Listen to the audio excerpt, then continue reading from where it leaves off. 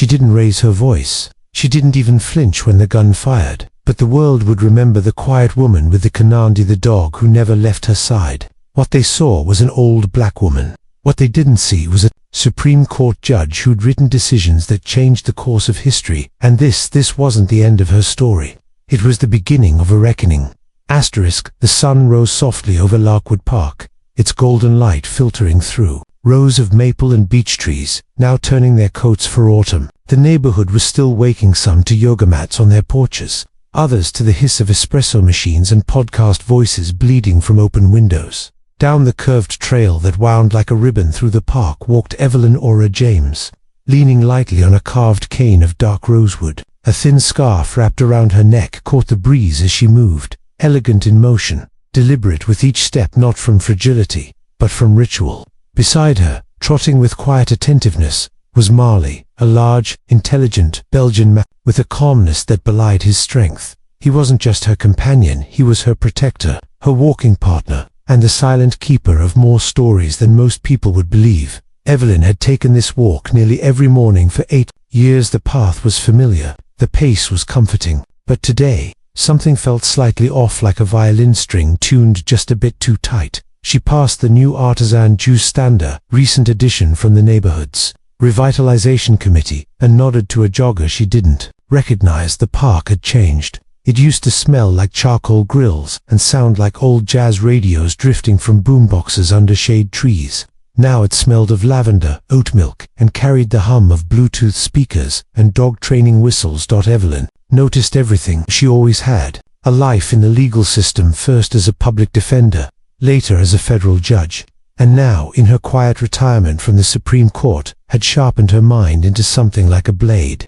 But here, she wore anonymity like armor. She didn't want to be recognized. She wanted to see.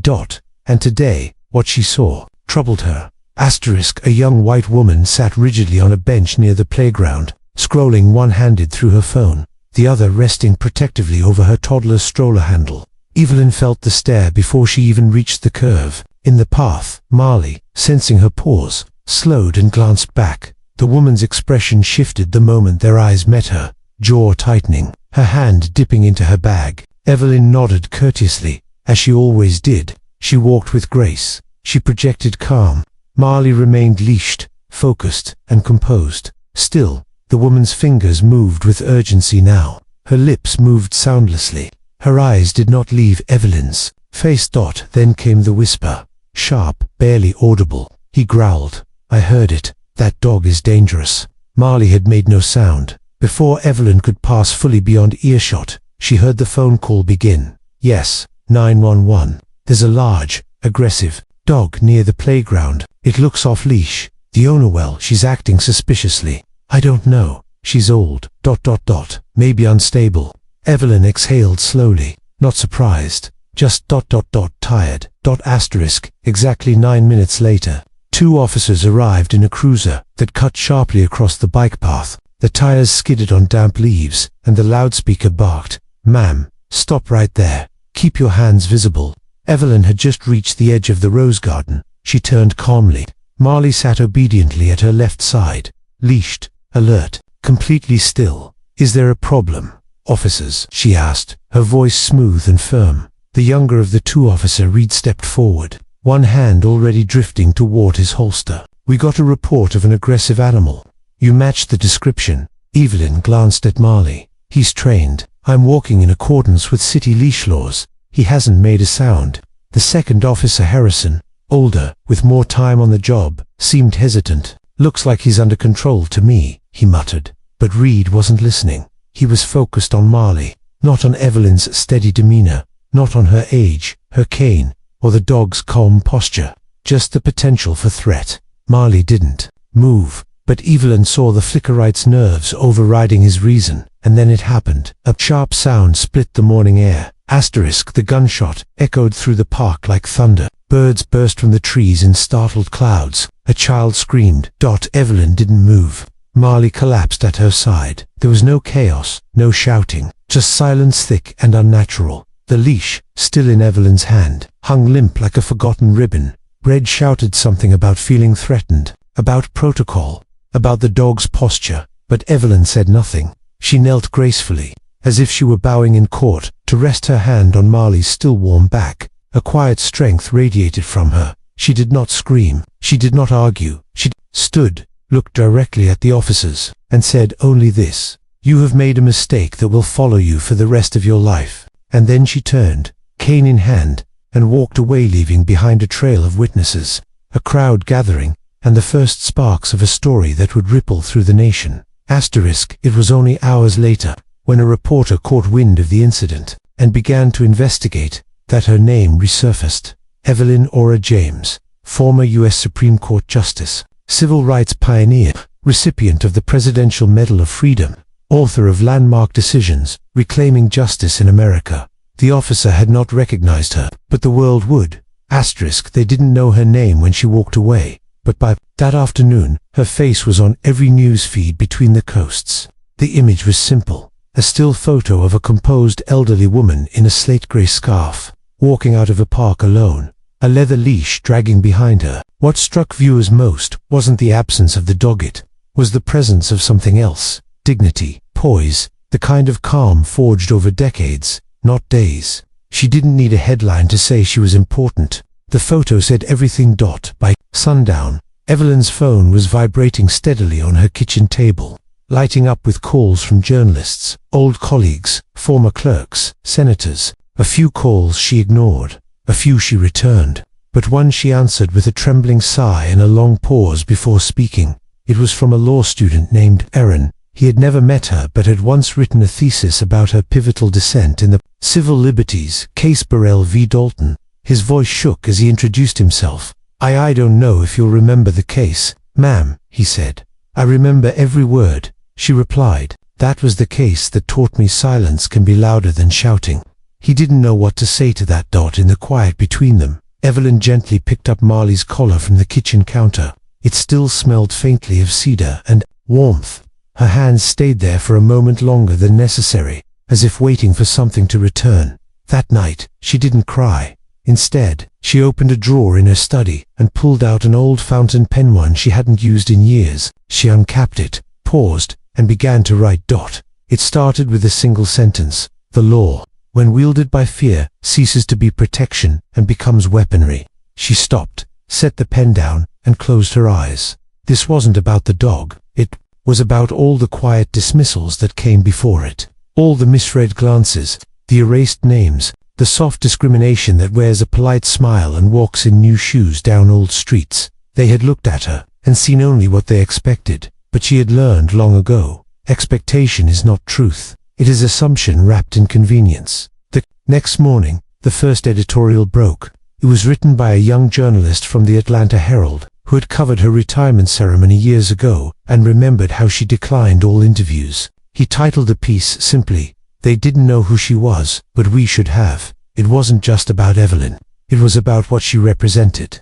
Generations of women who built lives out of silence, who were asked to wait their turn, who were told they were angry when they were just awake. He quoted her opinions, her legacy, her quiet reforms, the policies she'd helped reshape, the decisions that redirected lives. The time she had walked alone into a courthouse in Mississippi and left with a unanimous ruling that reshaped juvenile justice. By noon, the article had been shared over 300,000 times, and by dusk, the mayor's office had released a carefully worded statement about respect, sensitivity, and next steps. But Evelyn didn't read the statement. Instead, she walked to the community center on 5th Street, where she used to teach writing workshops every second Saturday.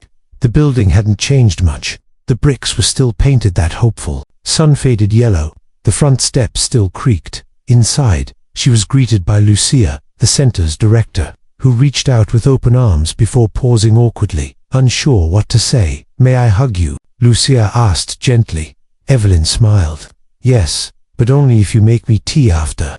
Lucia laughed through her relief and guided her inside. The back room had been rearranged, the long tables pushed together for a meeting of local students, community leaders, and a handful of public defenders. They'd planned to talk about grant funding, but when Evelyn entered, everything paused. One of the students, barely 20, wearing a college sweatshirt and too much responsibility on his face, stood and pulled out a chair. "We were just starting," he said. clearing his throat. "But maybe you could start us instead." Evelyn looked around. There were eyes filled with expectation again. But this time, they were waiting not to judge, but to listen. She didn't bring notes. She didn't need to. She spoke of what happened in the park, not as a moment of pain, but as a mirror, a reflection of the unspoken patterns that continue to shape daily life in subtle but sharp ways. She talked about Marley, yes, but only to speak of loyalty, not loss, and she never once mentioned the officers' names, because to Evelyn, this wasn't about one moment. It was about every moment before it. The room stayed still as she spoke. Even the heating vent hummed quieter, and when she finished, there were no applause, just something deeper, a sense that something had been moved, not pushed, not forced, just gently shifted inside each person. Outside, dusk was settling into the corners of the neighborhood, painting the sky in soft bands of lavender and navy. Evelyn walked home slower this time, not from sadness, but because she knew something had begun, something larger than the silence they had tried to fold her into. Back at her front door, a note had been left. It was handwritten, unsigned. It read, "I saw you that morning. I didn't speak. I wish I had. I'm listening now." She read it once, then twice. Then she folded it, placed it inside Marley's collar, and set it gently back on the table. Tomorrow, she knew, more would come. Journalists' apologies, debates, but tonight, there was only quiet, and in that quiet, the strength of a woman who had outlasted storms far greater than a mistaken report and a hurried decision. She would not be defined by what was done to her. She would be remembered for what she did next. A breeze carried the first hints of morning into the room as Evelyn sat at her desk, a soft pool of amber sunlight spreading across the notepad in front of her. Her pen hovered again, words teetering between memory and intention. But this morning was different. It wasn't about reflection anymore. It was about motion, the kind that doesn't shout or rush, but flows, steady and unshakable. Downstairs, her phone was already ringing. Again, she let it. Not everything needs answering right away. Instead, she looked at the old wooden clock on the shelf. 8:16 a.m., almost time. She stood, adjusted the lapel of her grey wool coat, and opened the top drawer of her dresser. From it, she pulled a slim folder unlabeled, but thick with years of careful notes, legal briefs, handwritten annotations, letters she'd once drafted and never sent. Not until now. She wasn't preparing for battle. She was stepping into alignment with something far older than anger. A promised dot at the precinct across town. 2 officers sat in a windowless room waiting for the departmental review meeting to begin. One tapped his foot. The other stared at the wall, jaw tight, unreadable. Neither spoke much. They weren't expecting her to come, and they certainly weren't expecting her to bring that many people with her. By 9 a.m., the lobby of the municipal building was full. Not with protest signs or shouted slogans, but with silence, thick and steady, the kind that fills halls and demands attention. Law professors, former students, clergy, artists, retired judges, young parents, dog trainers, civil engineers. They came not to defend her, but to reflect the truth she had represented quietly for decades. That dignity is a force, and it travels fast when it's finally seen. Evelyn didn't ask them to come, but when she stepped through the glass doors, flanked on one side by Lucia and the other by the student from the community center, the entire building shifted. People stood. Some placed hands over hearts, others simply nodded, but no one spoke. The kind of reverence that doesn't need rehearsing. The review panel wasn't ready. Inside the hearing room, the air was stifling and bureaucratic. Fluorescent lights buzzed above tired faces behind microphones. Evelyn took her seat without ceremony. She carried no briefcase, no stack of notes, just a folder and her silence. "Mrs. Hill," the city council began, voice steady but unsure. "Where we know this has been difficult. And I'm not here for sympathy," she interrupted, gently. "I'm here for clarity." Her voice wasn't loud, but it was clear, and everyone in the room leaned forward, not out of obligation, but because something in her tone left no room for distraction. "I didn't come to make accusations," she continued, "and I'm not here to ruin careers. I've defended people who've made far worse choices than yours. I know what fear does to training, what pressure does to reason, but what I won't do is pretend I'm invisible." The room held its breath. "I spent decades studying the consequences of mistaken identity, in courtrooms, in classrooms, in prisons, What happened in that park wasn't a mistake of policy. It was a failure of perception. She paused and unfolded a single page from the folder. This is a letter I wrote 17 years ago to the City Ethics Board, recommending deeper training in procedural judgment and implicit bias response. It was shelved. I have written that same letter in some form every 4 years since, not because I enjoy repeating myself, but because I kept believing someone would eventually listen. She slid the page across the table. I am done waiting for the system to listen to itself. Now, I'm asking it to listen to the people. Outside the building, a quiet crowd had gathered. No chants, no noise, just presence. Inside, one of the officers, a younger man, not much older than her grandson, lowered his gaze. The other remained still, unreadable. "This is not about my dog," Evelyn said finally, her voice trembling just enough to make it human. "Marley was loyal, brave, and gone far too soon. But this isn't about grief. This is about the erosion of trust. Not just mine, but every person who looks like me and walks into a public space unsure of how they'll be seen, or whether they'll be seen at all." And then she did something that no one expected. She stood, turned and looked at the officers directly, not with judgment, but with something harder to carry: forgiveness. "I am not asking for punishment," she said. "I am asking for remembrance, that this never happens again, not because policies were adjusted, but because hearts were." With that, she nodded once and walked out. The room remained still long after the door closed behind her, and outside, the silence gave way to something deep: applause, not of celebration but of recognition. By that evening the clip had been viewed over 4 million times, not because it was loud, but because it was true. News anchors called it a turning point. Social commentators called it a masterclass in grace. Her former colleagues simply smiled and said, "That's Evelyn. She's always known how to walk into a room and shift its gravity." But in her own home, Evelyn wasn't thinking about headlines. She was feeding the birds from her back porch, the soft coo of morning doves gathering near the fence. One paused, hopped closer, tilted its head. She offered it a handful of seed. "Tomorrow," she whispered, "we begin something new." And she meant it. The letters began arriving 3 days later, first in small, folded notes slid beneath her door, then in neat white envelopes postmarked from towns she hadn't heard mentioned in years. Some were typed, others written in slanted cursive or printed in careful block letters by children just learning how to spell. Every single one carried a version of the same message. "I saw what happened. I thought of my mother, my grandmother, myself. I've walked through that same park and felt invisible, too. I didn't know your name. I do now." But it wasn't the volume of letters that surprised Evelyn, it was the tenderness in them. These weren't loud declarations or demands, they were quiet offerings, confessions even.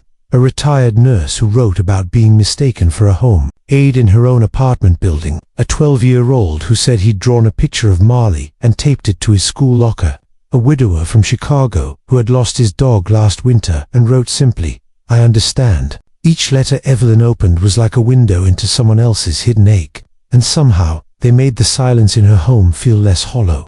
Not filled, but witnessed. That weekend, she returned to the community center not to speak, not this time, but to listen. Word had spread that she might be there, and the back room was packed with folding chairs, thermoses of weak coffee, and stories, so many stories. One by one, people stood. A teacher who'd been passed over for a promotion 4 times. A mail carrier who stopped bringing his dog on walks after a neighbor complained. A college student who'd stopped jogging in his own neighborhood after dusk, not out of fear of danger, but of being mistaken for it. Evelyn didn't take notes. She didn't record a single voice. She just sat, head bowed, eyes steady.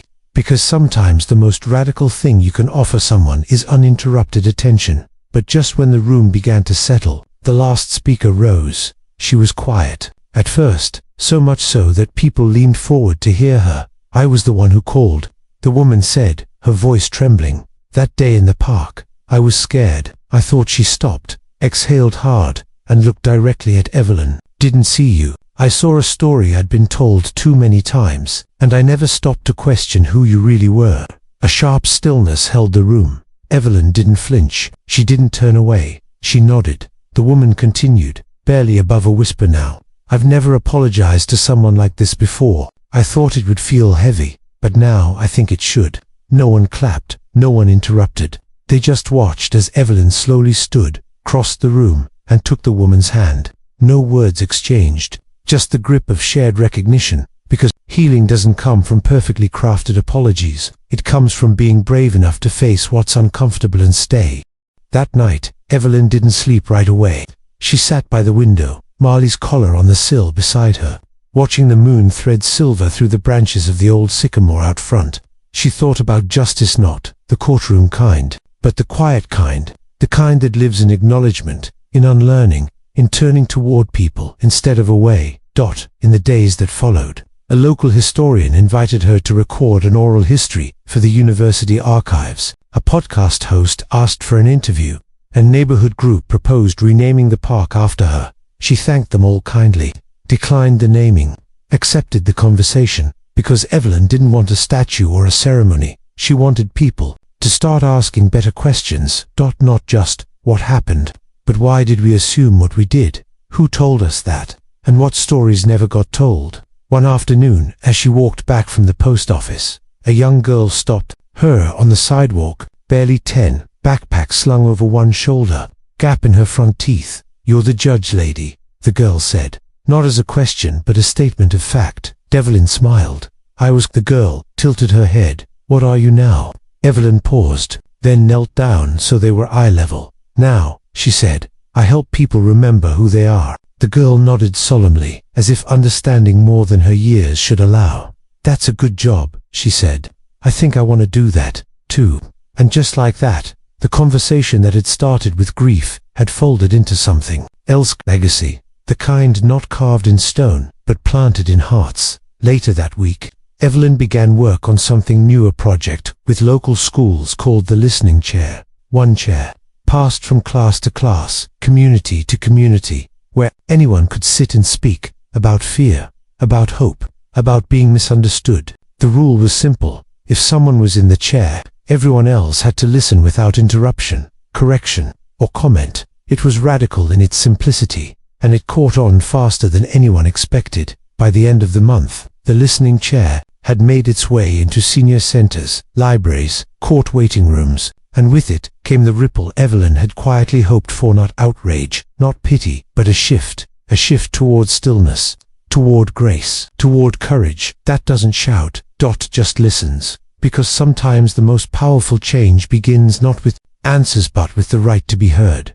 The first time Evelyn saw the chair in use outside of her small town, she was watching the evening news with her tea in hand. There on the screen, a middle school auditorium in Atlanta. A boy no older than 13 sat alone in a painted wooden chair on a stage, hands folded in his lap, a single spotlight casting a quiet glow around him. The room was full, not one seat empty. His voice shook, but he spoke anyway. "When I walk to school, people lock their car doors, even if I'm on the sidewalk. I know they probably don't mean to, but I still hear it click, like I don't belong." No one interrupted, no one laughed. The camera cut to the audience, some adults blinking back tears, some kids sitting still for what looked like the first time all day. The anchor called it a new kind of classroom, one where empathy writes the curriculum. Evelyn didn't smile right away. Instead, she set her tea down and closed her eyes. She had imagined this moment, but not quite like this, not this early, not this wide. One idea, born in grief, had become a movement that wasn't hers to control anymore. That's what made it real. That week, letters shifted again. Not just thank yous, but updates. "We just held our first listening chair session in the community garden.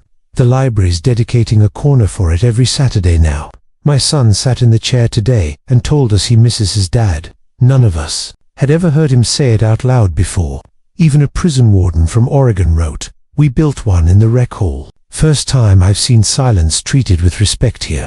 Evelyn read each message carefully, sometimes more than once, her fingers lingering on the edges of paper, like they might catch the echo of the voices behind them. But one letter stopped. Her cold. It came from a precinct, the very one where the review hearing had taken place. Typed, unsigned, and short. "We've installed a listening chair in our officer training room. It's uncomfortable, but we're listening."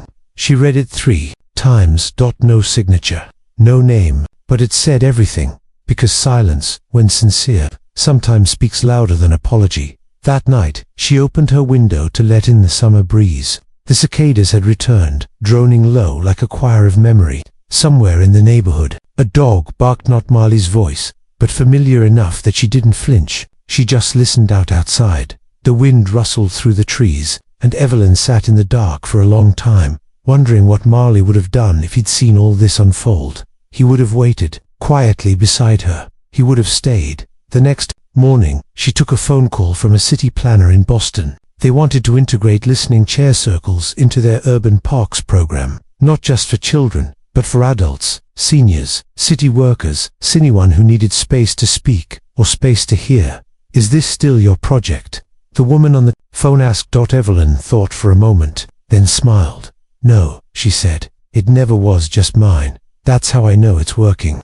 It wasn't long before invitations began arriving from universities, organizations, even other countries. They all wanted to talk about justice, storytelling, and emotional repair. But Evelyn declined more than she accepted. She wasn't interested in becoming a public figure. She didn't want a book deal or a branded podcast. She just wanted people to keep listening, to themselves, to one another, to what hadn't been said in years. One afternoon, as she sat under the elm tree near her house, the one where Marley used to nap, Lucia arrived, carrying a folder and a hopeful grin. I know you said no cameras, she said, but hear me out. A documentary. Not about what happened, about what grew after. About them, the kids, the elders, the people showing up to listen. Evelyn raised a brow.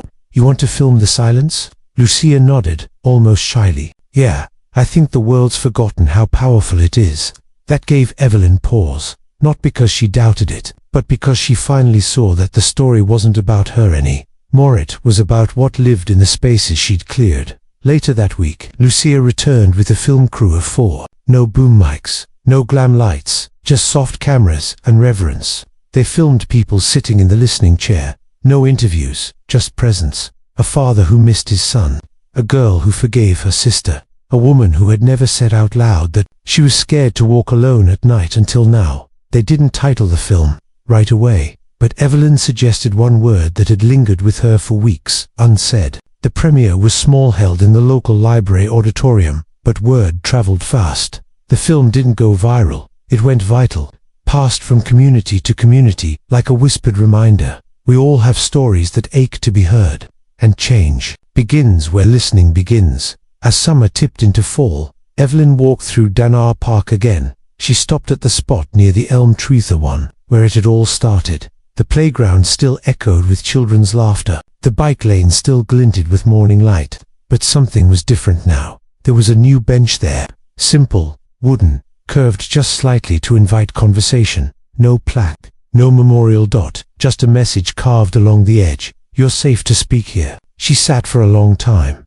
Not to remember what had been taken, but to feel what had returned. Not all stories end with resolution, but some end with restoration. And Evelyn Hill, retired justice, quiet, radical, keeper of unsaid things, had finally come home to herself. The first snowfall came early, that heat, fine, powdery flakes that shimmered like sifted sugar over rooftops, tree branches, and the quiet streets of Evelyn's neighborhood. The world slowed, wrapped in a hush that felt less like winter and more like a breath being held. Inside her home, Evelyn was packing, not to leave permanently, but for something new, something she hadn't said yes to until now. An invitation had arrived weeks earlier, sealed in deep blue stationery and lined with crisp gold trim, not from a publisher or a news station or a talk show, but from a school in a small Appalachian town where students had been holding weekly listening chair circles without ever having met the woman who'd inspired them. They hadn't asked for a keynote. They hadn't asked for a lecture, asked if she'd sit in the circle with them just to listen. That's what made her say yes. The train ride was long and winding, curling through hills dusted with snow and valleys glazed with early frost. Evelyn stared out the window, her reflection caught between trees and sky, past and present. Her cane leaned beside her seat, and in her lap sat a small leather pouch, a keepsake of Marley's collar, stitched into a soft square she'd begun to carry not as a grief, but as a grounding. The school was smaller than she imagined, but the energy inside pulsed like a heartbeat. In the library, where the chairs had been arranged in a wide circle, the lights were low and the room was full. students, teachers, a custodian, a grandmother from the community who had walked to be there, bundled in scarves. Evelyn entered quietly, but the moment she did, the room went still, not out of awe, but out of attention, the kind that says, "We've been waiting, not for a speech, but for your presence." She didn't speak first. A girl in the 8th grade did. Her hair was in braids, her jeans frayed at the knee, her voice small but unwavering. "I used to think no one would ever care what I felt, but when I sat in the chair and nobody interrupted me, it made me feel real." A boy followed, then a teacher, then a man who admitted he hadn't spoken in a circle since his brother. Past 10 years earlier, Evelyn listened, her hands folded in her lap, her eyes not blinking more than necessary. She wasn't there to fix, or explain, or offer solutions. She was there for the same reason Marley used to sit beside her for presence, and when her turn came, she stood not because the room required it, but because her bones still remembered the importance of being seen fully. Upright. She spoke softly. "I used to think justice was something handed down from benches and verdicts, but I've come to believe justice begins before any courtroom, where dignity lives, where empathy waits, where assumptions break. It begins," she paused, "right here, in rooms like this, in moments when we choose to listen instead of decide." Silence followed, the kind that holds meaning, not discomfort. Then a slow, steady applause, not raucous, not explosive, just honest. That night, Evelyn stayed longer than planned. She joined a small group in the teacher's lounge afterward, where cocoa was passed around, and a young girl named Jo asked if Evelyn had ever been afraid of being misunderstood again. Evelyn took a sip of her cocoa, then met the girl's eyes. "Not anymore," she said, "because I finally understand myself, and once you do that, being misunderstood isn't so frightening." When she returned home 2 days later, the bench in Denar Park had snow on it, just a light dusting. She brushed it off with her glove and sat. This time, she wasn't alone. A woman passed by with a golden retriever and stopped to smile. A man jogging by slowed his pace and offered a nod. A teenager on a skateboard, earbuds in, popped one out and said, "I saw your film." My mum cried, but in a good way, and Evelyn smiled, because she no longer had to speak loudly to be heard. In her living room, tucked between shelves of legal books and poetry anthologies, stood the original listening chair, still painted in its faded blue, still sturdy, still silent. A candle rested on the seat, not lit, just waiting, because this was the secret Evelyn had come to know. Legacy isn't carved in marble. It's whispered between strangers who decide to see one another. It's written in the breath before someone says, "I didn't know where to begin." It's felt in the moment when silence becomes sanctuary, and in that sanctuary, the world doesn't get louder, it gets softer, more honest, more whole. As the snow continued to fall outside, Evelyn lit the candle in the chair and turned out the lights. The room glowed with stillness. And somewhere, not far off, a dog barked once into the cold night air. Not a warning, just a hello, and Evelyn, eyes closed, whispered back, "I'm here."